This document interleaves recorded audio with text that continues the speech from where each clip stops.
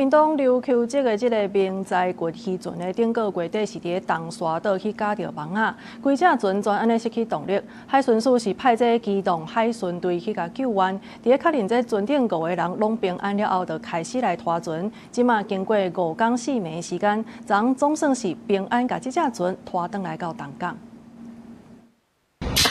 绳仔用枪拍过去渔船，海巡人员把绳仔固定好了后，准备开始拖，因为这只渔船伫海上掠鱼，煞失去动力。目前明柴群16号渔船位于本舰船尾。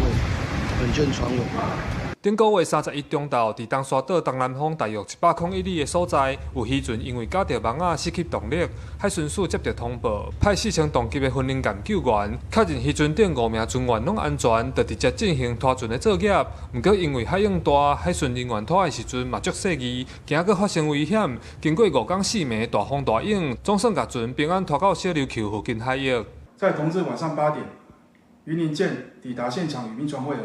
在确认船上5名船员都平安下，因现场海象受东北季风影响，最大阵风达10级，浪高约4公尺。在此恶劣海象下，渔船失去动力，随时都有可能发生意外。为维护我国及渔船及人员的安全，在不及等待其他游船前往救援状况下，云林舰基于标准作业程序展开拖带作业。受到东北季风影响，海上的阵风上悬有到10级，海涌大约3至4公尺。好佳在分灵舰顺利救援，初时透早把这只渔船拖到小琉球附近交接，落尾安全到东港渔港。记者柯永哲，屏东报道。